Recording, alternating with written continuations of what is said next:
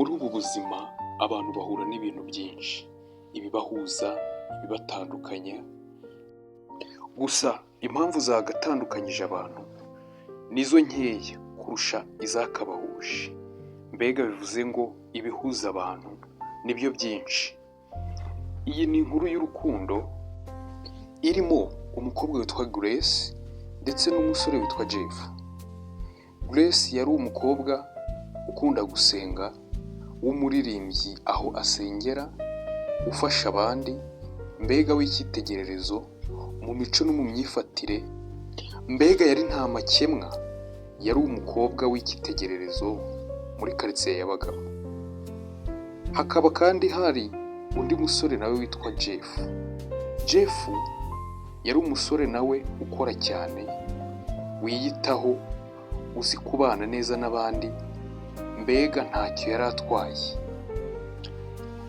Nk'uko rero bigenda ku muntu uwo ari we wese, Jeff yakundanye na Grace.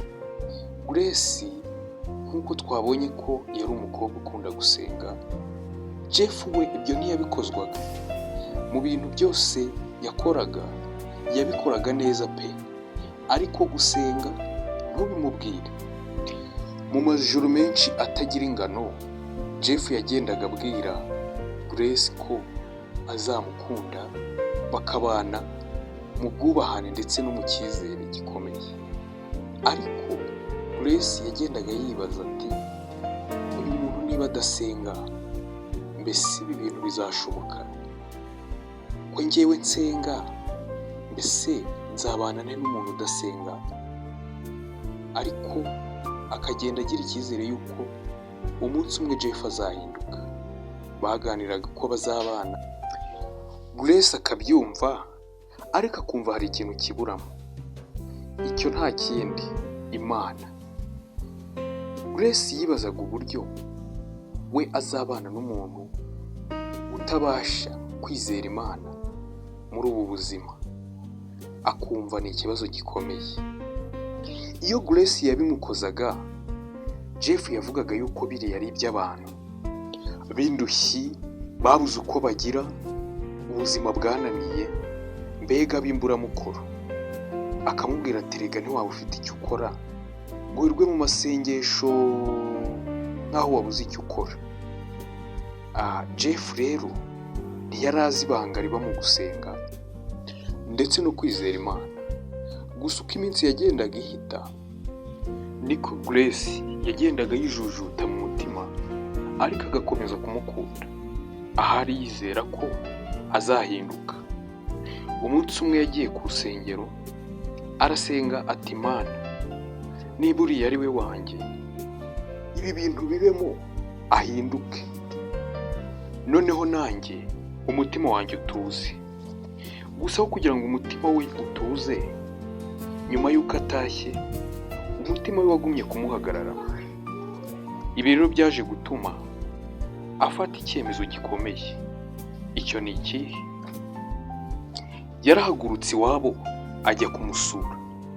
Agezeyo, Jeff aramwakira, aramubwira ati, Jeff, nta kindi kinzanye aha uretse kukubwira yuko ngukunda cyane, ariko ko ntashobora kwihanganira kubana n'umuntu utizera Imana.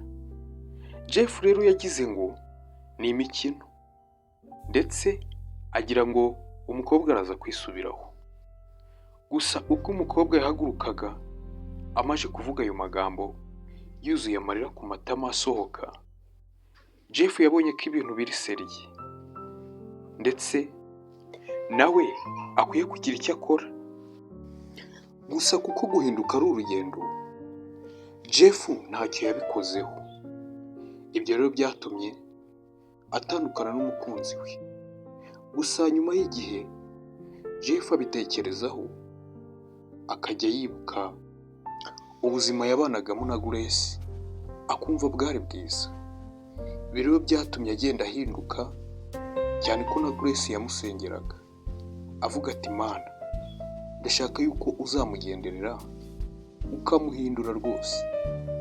Rero yatangiye kujya asoma Bibiliya, ajya gusenga rimwe na rimwe, nyuma arahinduka rwose, akunda gusenga ndetse nyuma y'igihe aranabatizwa. Umunsi umwe Jeff na Grace bahuriye mu materaniro. Jeff yari ari mu baramyi, aramya rwose, ubona umutima we wegereye Imana cyane.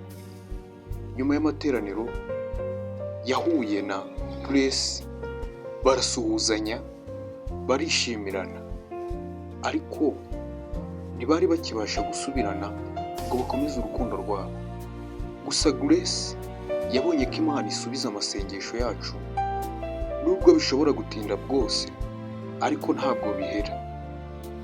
Bombi basezeranyeho barataha, gusa bigiramo isomo rikomeye yuko urukundo rw'ukuri rugira imizi mu kwizera Imana, ntabwo rushingira ku marangamutima gusa. Rero reka mbashimire cyane, iyi yari Isoko Media. Kora subscribe, ukore share ndetse na like, ndetse utere na comment ku nkuru zacu tugenda tubagezaho umunsi ku wundi. Ndabashimiye cyane, inkuru zacu zo nakagaruka.